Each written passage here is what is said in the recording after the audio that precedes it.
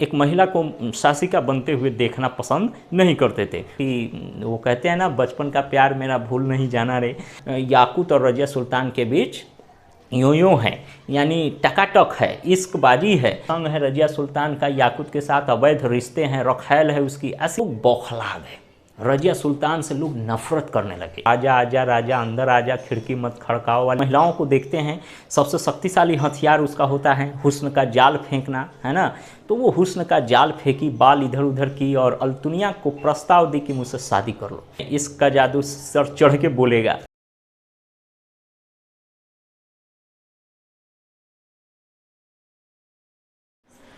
Hello guys, कैसे हैं आप सब। उम्मीद है आप सब बहुत अच्छे होंगे।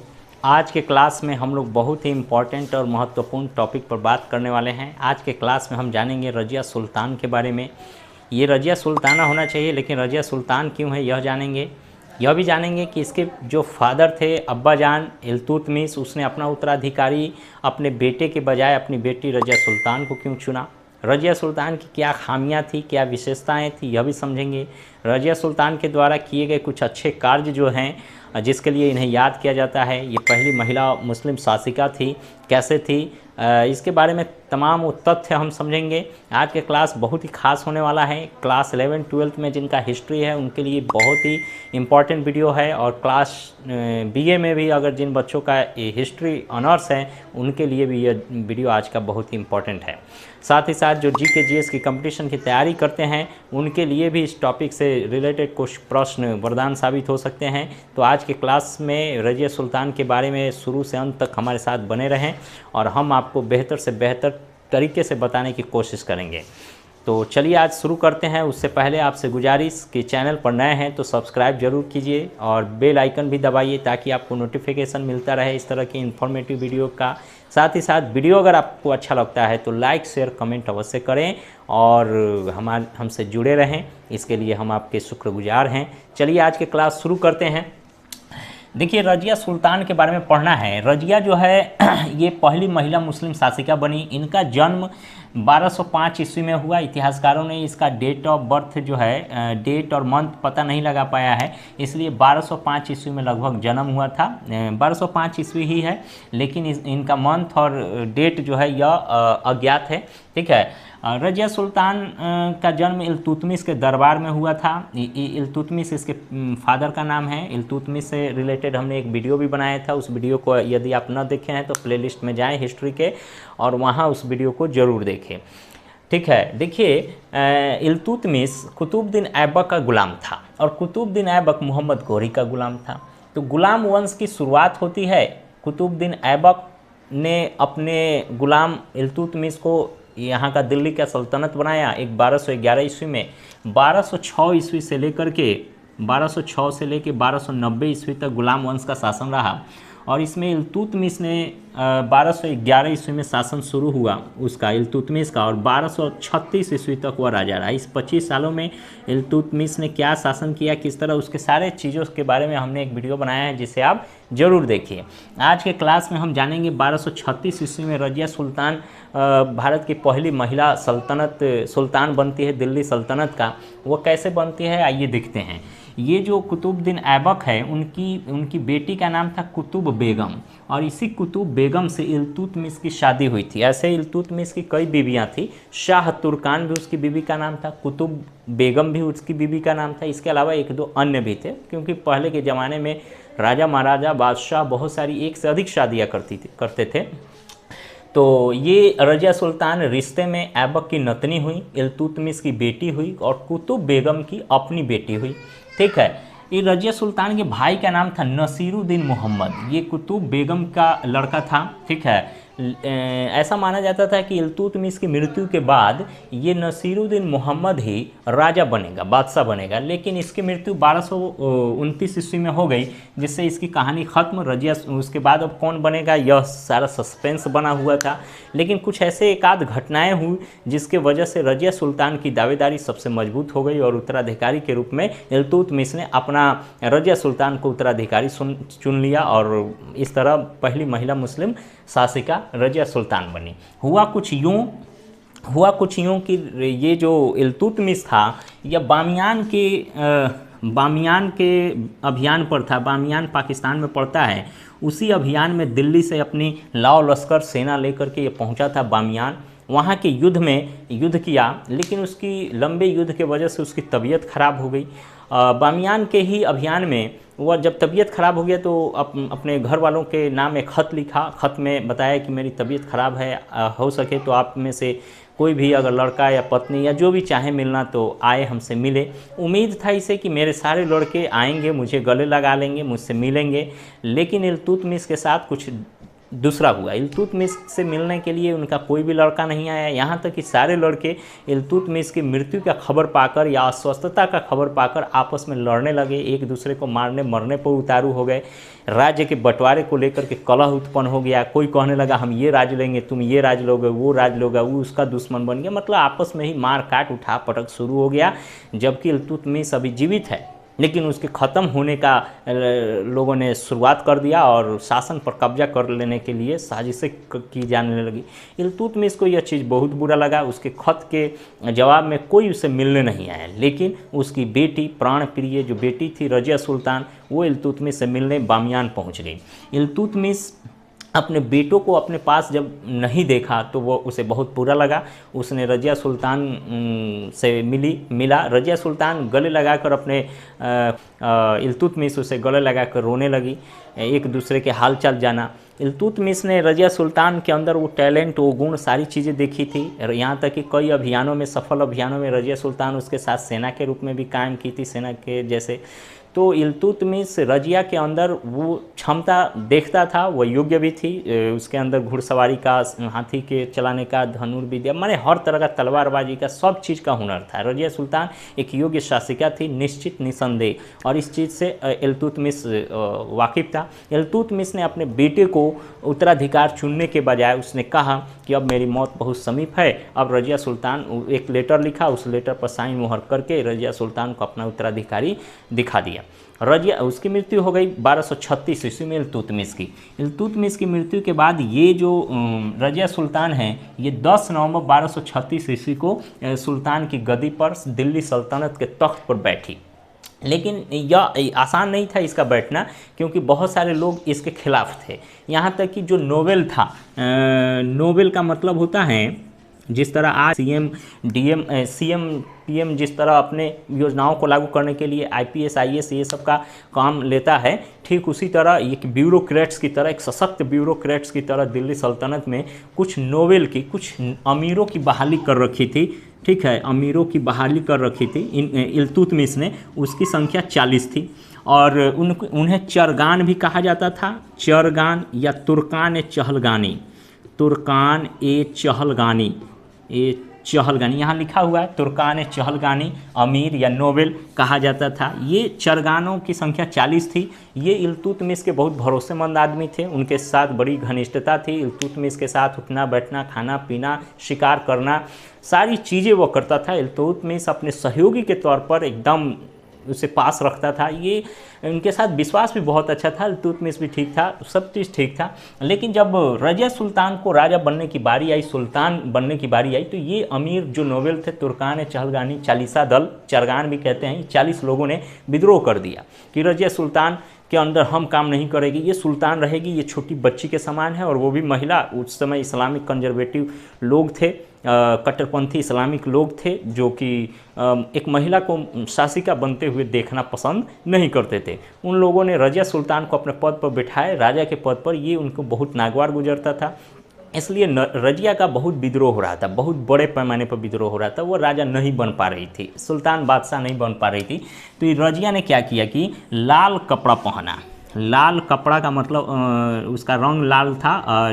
चोंगा पहना, चोंगा, टोपी पहना, क्योंकि उस समय महिलाओं की कोट, चोंगा, चोंगा का मतलब हो गया कि एक प्रकार का कोट होता था, हाफ कोट, ठीक है, नेता लोग जो पहनते हैं, ठीक है। टोपी पहनी और लाल कपड़े पहन करके ये नमाज जहाँ पढ़ा जा रहा था, एक मदरसा था, एक मस्जिद था जहाँ नमाज पढ़ा जा रहा था, उस जगह पर पहुँची।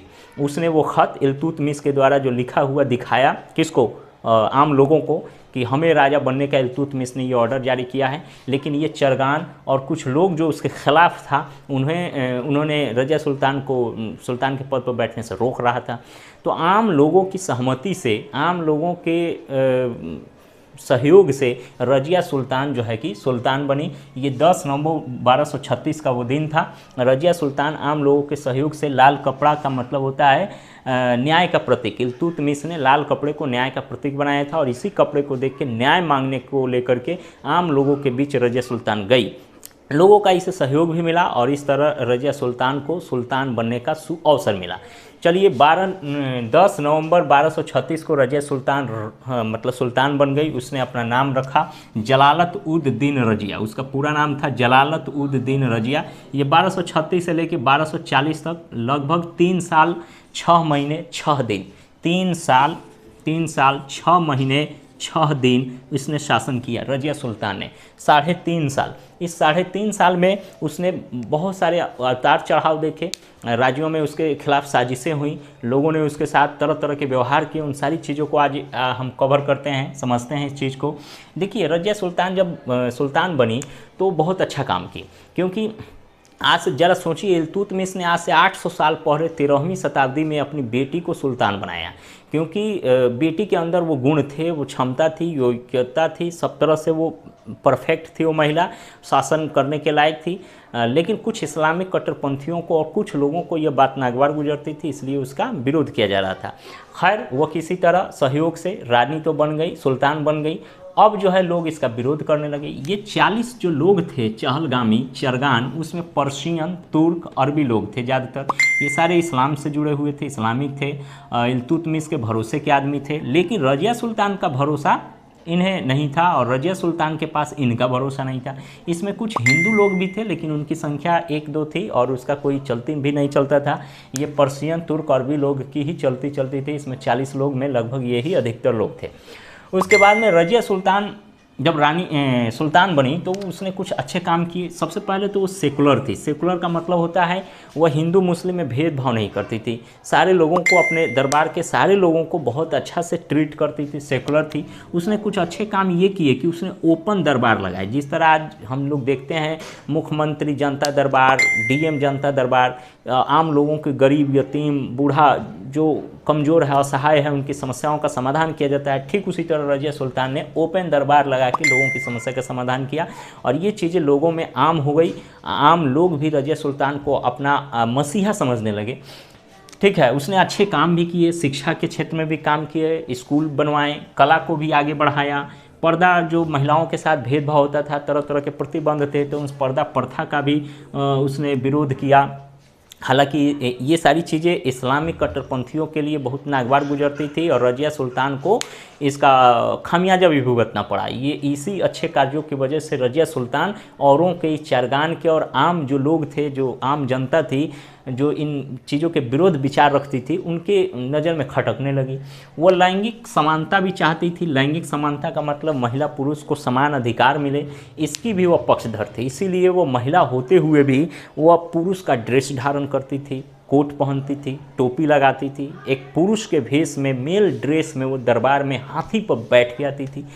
ये शान और शौकत देख करके ये जो चरगान थे इनको भी बहुत बुरा लगता था, कि खासकर उस चरगान को इसलिए बुरा लगता था क्योंकि जब वो महिला रजिया सुल्तान जब एंटर करती थी दरबार में तो प्रोटोकॉल है, सारे लोगों को खड़ा होना है। चरगान ये खास 40 दल जिसके सहयोग से शासन चलना है, इनको खास कर खड़ा होना है। ये सारी चीज़ें उनको अच्छा नहीं लगता था, उनका एटीट्यूड ऐसा नहीं था, ये रजिया के फेवर में नहीं था। रजिया सुल्तान के अंदर राजनीतिक गुण भी था, प्रशासनिक क्षमता भी थी, योग्यता भी थी, सामर्थ्य भी था, मतलब हर तरह से, हर विषय से वो एंगल से जो है कि एक सुल्तान बनने के काबिल थी। लेकिन केवल उनका विरोध था। दूसरा चीज़, 1230 ईस्वी के ग्वालियर अभियान जब किया इल्तुतमिश, मंगल देव उस समय ग्वालियर के राजा को पराजय का मुंह देखना पड़ा। मंगल देव को हराकर ग्वालियर अभियान में इल्तुतमिश ने मंगल देव को हरा करके ग्वालियर फतह किया था। तो इस 1230 ईस्वी के इस अभियान में रजिया सुल्तान उनके साथ थी। रजिया सुल्तान उनके साथ थी और बाद में युद्ध के दौरान ही उसे थोड़े समय के लिए रजिया सुल्तान को दिल्ली के तख्त पर बैठने का भी तब अवसर मिला था। ठीक है, ये भी एक फैक्ट है कि रज़िया सुल्तान 1236 ईस्वी में ऑफिशियली बैठी तख्त पर, लेकिन 1230 ईस्वी में थोड़े समय के लिए प्रभार के रूप में उसे बैठाया गया था। ठीक है, देखिए रज़िया सुल्तान के जीवन में ये दो लोगों का जिक्र हमेशा आता है। इन दो लोगों के जिक्र के बिना रज़िया सुल्तान का कहानी अधूरा है, क्योंकि देखिए एक का नाम है अल्तुनिया, इसका पूरा नाम है मालिक इख्तियारुद्दीन अल्तुनिया। ये अल्तुनिया जो है बचपन का दोस्त है किसका, तो रज़िया सुल्तान का। रज़िया सुल्तान के साथ ये बचपन से शुरू से ही खेला उला, आगे बढ़ा। रज़िया सुल्तान सुल्तान बन गई, दिल्ली के तख्त पर बैठ गई, और अल्तुनिया भटिंडा का गवर्नर बन गया। इनकी दोस्ती, इनकी अंडरस्टैंडिंग बहुत अच्छी थी। अल्तुनिया ये विश्वास रखता था कि रज़िया सुल्तान से मेरी शादी हो जाएगी, तो अल्तुनिया इस गफलत में रहता था। अब दूसरे एक व्यक्ति की बात है, जमालुद्दीन याकूत। जमालुद्दीन पूरा नाम है याकूत, लेकिन याकूत के रूप में देखिए, याकूत नाम का एक अबिसिनियाई व्यक्ति था, अबिसिनियाई था। यह जो है रज़िया सुल्तान के खेमे में घोड़े का सरदार था, और ये घोड़ा पर बिठाने में मदद करता था रज़िया सुल्तान का। जिस तरह बचपन में देखते हैं ना कि कोई बच्चा अगर नीचे से ऊपर ऊंचे चीज़ पर चढ़ता है तो पीछे से कोई सहारा दे देता है, थोड़ा पिछवाड़ा उसको उठा देता है, गलत वे में नहीं, सही वे में। तो उसी तरह रज़िया सुल्तान, थोड़ा हाइट कम होता है पुरुष के मुकाबले स्त्रियों की, तो उसे ऊपर थोड़ा सा उठा दिया जाता था। याकूत अपने हाथों से उठवा देता था और घोड़ा पर वो रज़िया सुल्तान बैठ जाती थी। जब ये सुल्तान, ये हमेशा से होता रहा, घुड़सवारी इसी ने सिखाया था रज़िया सुल्तान को। ये सारी चीज़ें उसके राजा बनने के, बादशाह बनने के पहले ही था। लेकिन जब सुल्तान ये बन गई तो अल्तुनिया चाहता था, दूसरे नज़र से देखता था। याकूत के इस बिहेव को लेकर के उसने अफवाह उड़ा दी, जलन रखता था अल्तुनिया को, कि वो कहते हैं ना बचपन का प्यार मेरा भूल नहीं जाना रे। तो ये बचपन का दोस्त था किसका, रज़िया सुल्तान का। तो अल्तुनिया इसे बैर करता था याकूत से, इसलिए याकूत और रज़िया सुल्तान के बीच के रिश्तों को मतलब तार करने के लिए, उसको दागदार बनाने के लिए जो अफवाह फैला दी जलन के हिसाब से कि ये याकूत और रज़िया सुल्तान के बीच यूं है, यानी टकाटक है, इश्कबाजी है, इस तरह प्रेम प्रसंग का ये बात कह करके रज़िया सुल्तान को और लोगों के नज़र में गिराने के लिए अल्तुनिया ने गेम खेल दिया। इसका असर ये हुआ कि जितने भी इस्लामिक कट्टरपंथी ये 40 चरगान थे, वो लोग तो पहले से ही खफा थे रज़िया सुल्तान को लेकर। अब ये अफवाह जब उठी याकूत के साथ इसका प्रेम प्रसंग है, रज़िया सुल्तान का याकूत के साथ अवैध रिश्ते हैं, रखैल है उसकी, ऐसी बातें जब मीडिया में आई, मतलब पब्लिक में जब आई, जनता में आई, तो लोग बौखला गए। रज़िया सुल्तान से लोग नफ़रत करने लगे।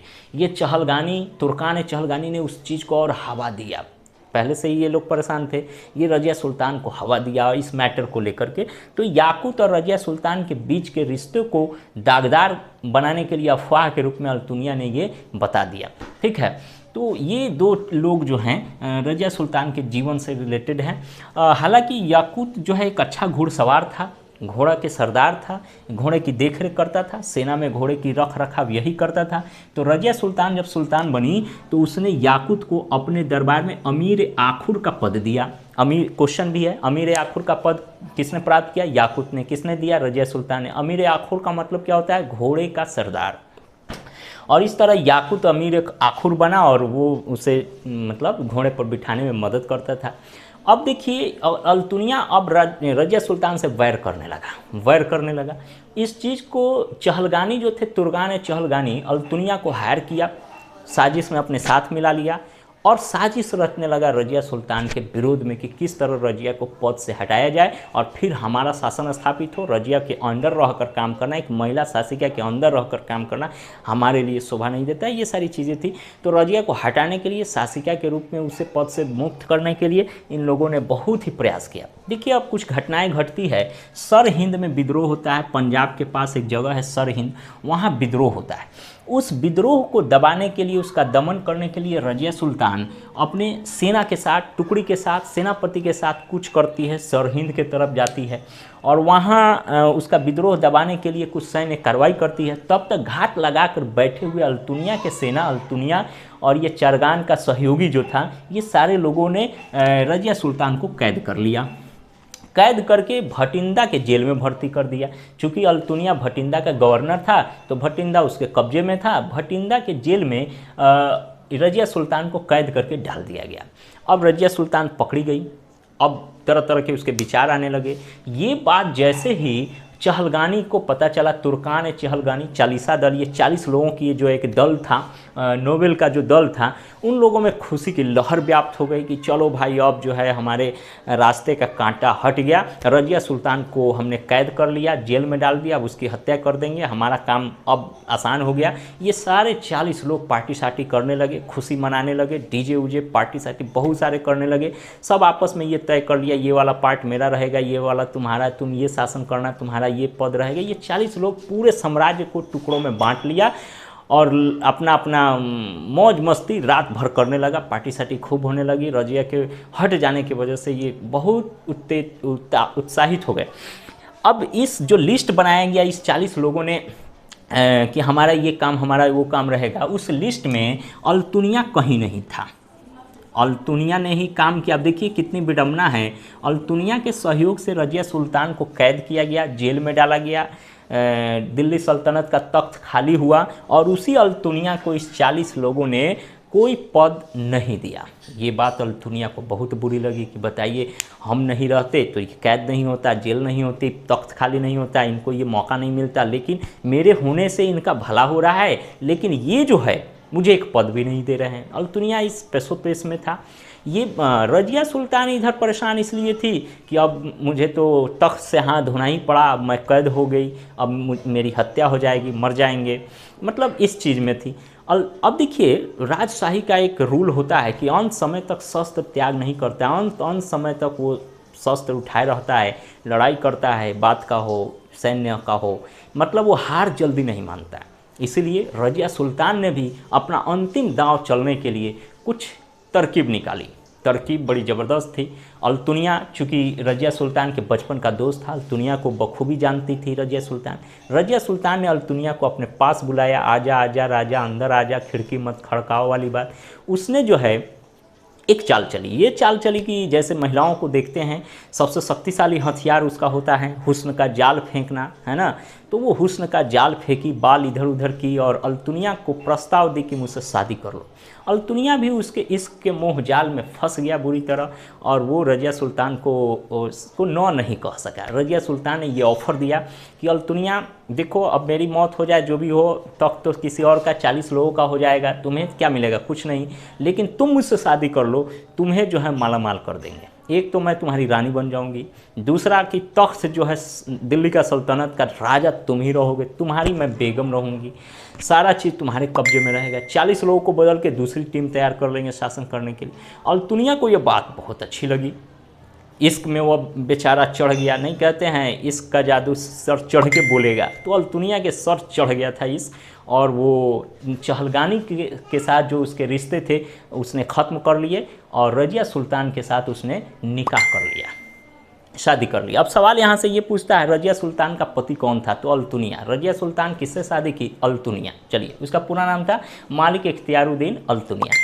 आगे देखिए, अब ये जो चहलगानी थे, ये जो पार्टी उटी कर रहे थे कि रजिया तो अब पकड़ी गई, कैद हो गई, उसकी हत्या हो जाएगी, अब मेरा साम्राज्य होगा, उनको जब ये खबर पता चली कि रजिया सुल्तान ने अल्तुनिया से शादी कर ली है, अब ये कुछ और बड़ा प्लान कर रहे हैं, उनका प्लान जब फेल हो गया तो उन समझिए कि जंगल में जिस तरह आग लगता है, सन्नाटा होता है, सांप छू लेता है ना किसी को, उस तरह ये 40 लोग हक्का बक्का हो गए, एकदम इनकी सिट्टी पिट्टी गुम हो गई।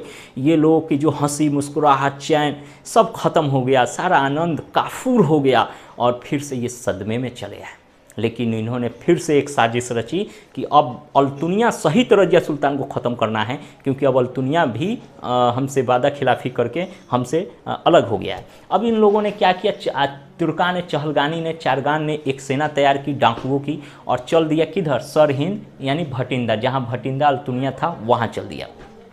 अब ये अल्तुनिया जो है और अल्तुनिया के साथ इसकी बीवी रजिया सुल्तान, ये दोनों भटिंडा से निकल करके दिल्ली की तरफ, दिल्ली सल्तनत पर कब्जा करने के लिए भटिंडा से दिल्ली की ओर जा रहे थे। बीच रास्ते में ही उन डाकुओं के काफिला ने इन दोनों के ऊपर, अल्तुनिया और रजिया सुल्तान के ऊपर हमला कर दिया। भयंकर युद्ध हुई। इस युद्ध में अल्तुनिया और रजिया सुल्तान को पकड़ लिया गया और उसकी हत्या कर दी गई। चलिए, हत्या कहाँ हुई? वो आ रहे थे भटिंडा से दिल्ली की तरफ, तो हरियाणा में एक कैथल नामक जगह है, हरियाणा में एक कैथल नामक जगह है, वहीं पर 13 अक्टूबर 1240 ईस्वी को डाकुओं के एक समूह ने अल्तुनिया और रजिया सुल्तान के ऊपर धावा बोला और उसकी हत्या कर दी। अब जो है ये 40 जो तुर्कान चहलगामी चालीसा दल, उन लोगों के मंसूबे अब पूरी तरह फलीभूत हो गए। रास्ते का कांटा ही नहीं हटा बल्कि पूरा रास्ता ही साफ हो गया। अब देखिए, रजिया सुल्तान तो मारी गई, अल्तुनिया भी मारा गया, उनके बचपन का दोस्त, याकूत वगैरह ये सब की चीज़ें हो ही गई। अब देखते हैं, रजिया सुल्तान तो ख़त्म हो गई लेकिन इसकी कहानी ख़त्म नहीं हुई। ठीक है, इसको समझते हैं। वह भारत की पहली महिला मुस्लिम शासिका बनी। उस ज़माने में, आज लोकतंत्र के युग में देखते हैं पहला प्रधानमंत्री, पहला राष्ट्रपति, आज भी गिने चुने एक आध लोग महिलाओं में प्रधानमंत्री, राष्ट्रपति या मुख्यमंत्री देखने को मिलता है।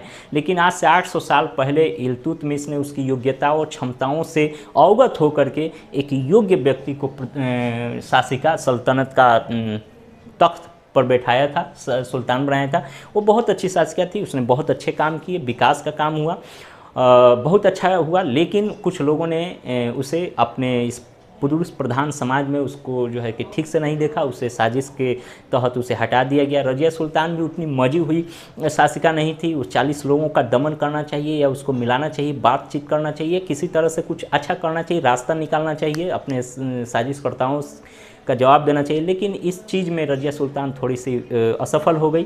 खैर, जो भी हो, वह महिला बहुत अच्छी शासिका थी।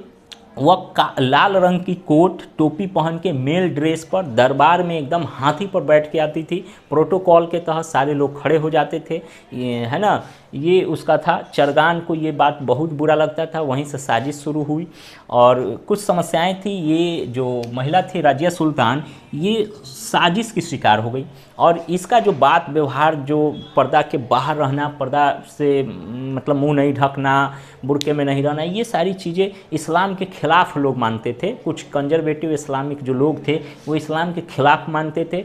और आग तो जल ही रहा था, इस आग में घी क्या डाला, अल्तुनिया ने अफवाह फैला दी, याकूत के साथ इसका टाँका भिड़ा, कांटा लगा और ये इसके अवैध संबंध है, रखेल है, ऐसी चीज़ें जो है जब पब्लिक डोमेन में आई तो रजिया के विरोध में कुछ लोग तैयार हो गए जो उसके शासन से हटाने के लिए, तख्त खाली करने के लिए एकदम आमादा हो गए। खैर, लेकिन इस रजिया सुल्तान जब तक शासिका रही 3 साल 6 महीना और 6 दिन वह शासिका बनी। लगभग 3.5 साल में उसने बहुत अच्छे काम किए।